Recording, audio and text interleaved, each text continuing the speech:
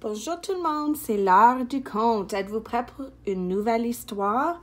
Elle s'appelle La Doudou qui aimait trop le chocolat. Moi, j'aime le chocolat. Est-ce que vous aimez le chocolat?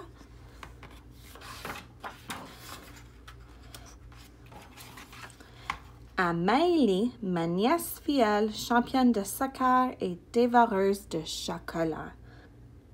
Claudia, à l'amour à Pedro Mera. Jeanne est inquiète. Sa doudou n'est pas en forme. Son splendide teint de peluche rosée est même devenu verdâtre. Pauvre petite doudou, que lui arrive-t-il? Je me demande qu'est-ce qui est arrivé. Jeanne décide de sortir sa trousse de médecin pour examiner son amie et trouver la cause de ses ennuis. Aurait-elle avalé une petite chaussette puante lors de son dernier tour de laveuse?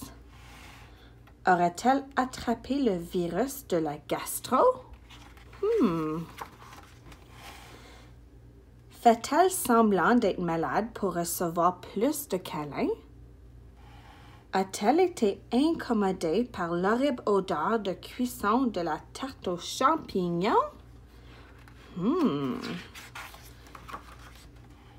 Pendant que la doudou reçoit des massages au bedon, un grand cri retentit chez la voisine.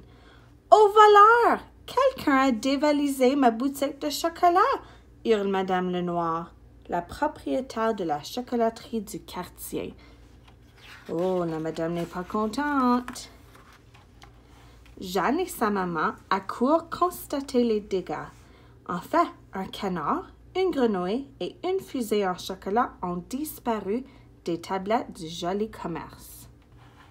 Même 3 chatons en chocolat blanc, la friandise que Jeanne aime tant, ne sont plus derrière la vitrine. Qu'est-ce qui est arrivé au chocolat?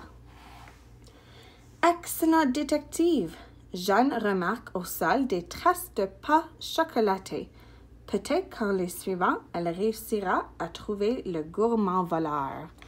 Qui a volé les chocolats? Oh, les traces de pas se dirigent vers sa propre maison, puis vers sa propre chambre. Une autre piste qui semble plus fraîche l'amène jusqu'à son armoire. La porte est entrouverte. La porte est recouverte de marques de doigts. En l'ouvrant, la jeune détective découvre le pot au chocolat. Saperli de douane. C'est pour ça que tu étais verte, s'écrie Jeanne en apercevant sa doudou. Celle-ci n'est plus du tout verte, mais plutôt rouge de gêne.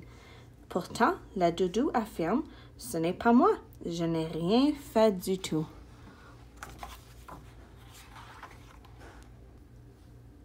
La suspense a assez duré. Le papa de Jeanne décide de faire passer un examen d'empreinte à toute la famille. Tadam!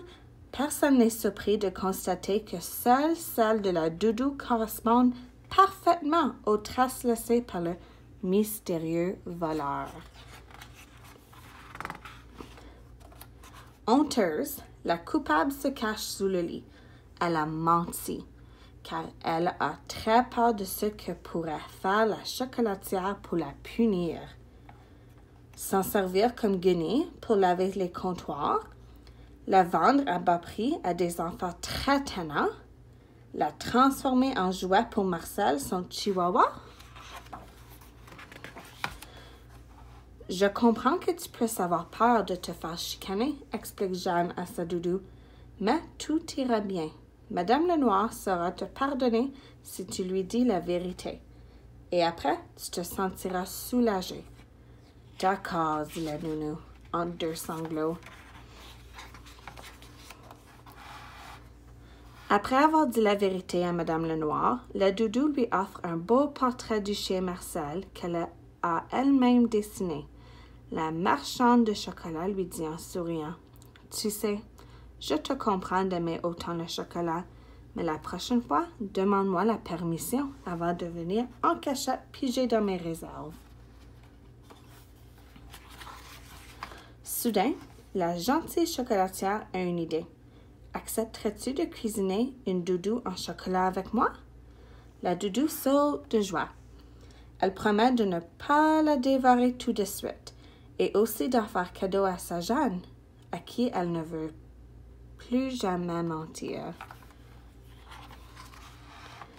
Quand Jeanne aperçoit la drôle de doudou en chocolat, elle est trop contente. Elle se découvre même une faim de loup. Oh, de doudou!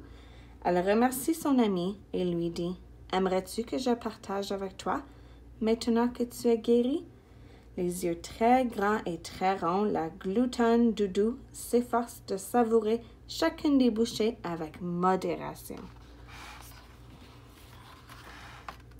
Ou presque. Oh, la faim! Regarde tous les beaux chocolats! Ça me donne la faim.